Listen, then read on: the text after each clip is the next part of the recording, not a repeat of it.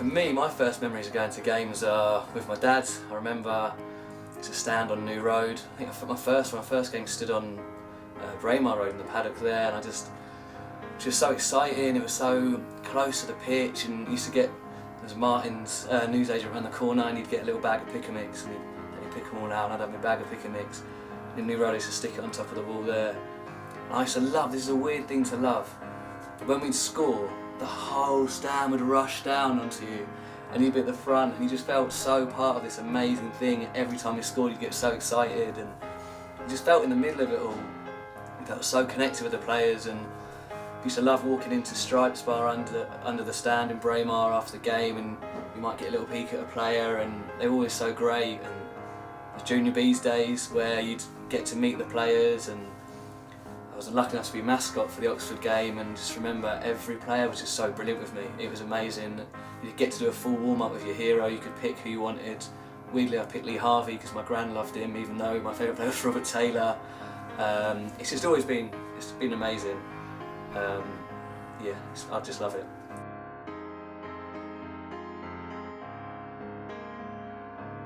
My first heroes were Robert Taylor, and like I kind of just said there, for me, this is again a weird one. I was not the quickest footballer as a kid, and he wasn't the quickest, sorry if he ever hears this, but he was so technically incredible.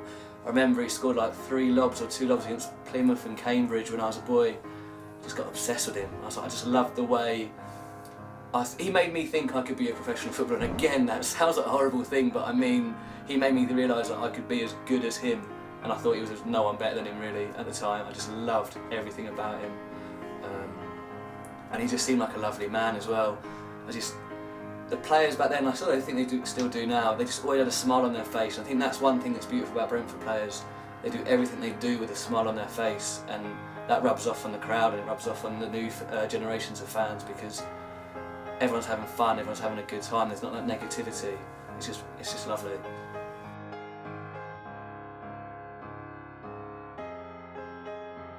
Why is Brentford so special? I mean, for me it's special because it's something that I've been able to share with my mum, my dad, even my gran and my nan.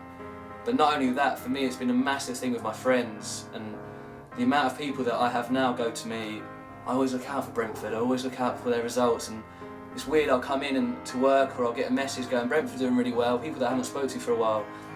It's a connection that I now have with not only people that I go to games with, but with people all over the place. Every time I've been to a university or a college or a school, people know you for Brentford because it's a bit of a special club. You're not in the playground going, oh, I support United, Chelsea, Liverpool.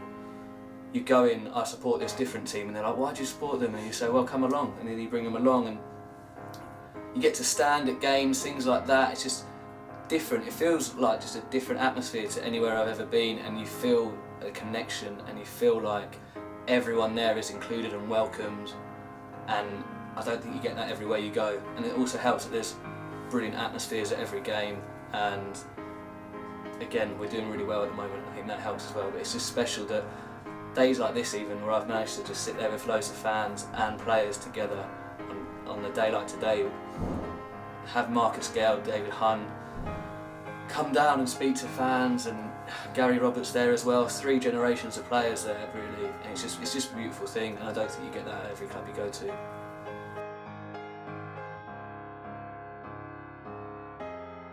My match day routine now is a little bit different. I kind of go straight from work, but it's still the nerves and the excitement. And for me, the routine is when you first see the floodlights. It's an amazing thing, and it's a shame that maybe we won't have them at the new stadium, but they're really, for me, an iconic part of our stadium in Griffin Park. People talk about the 4 pubs on every corner, but for me it's those floodlights, especially on a night game. You look up, you see them beaming down. Not only that, you see them when you go after the flyover, you can see them from so far away, and that's when I start getting the butterflies, the nervousness, the excitement.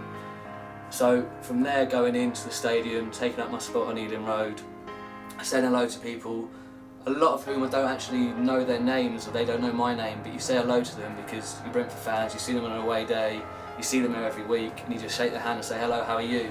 Again, that's probably why this club's so brilliant.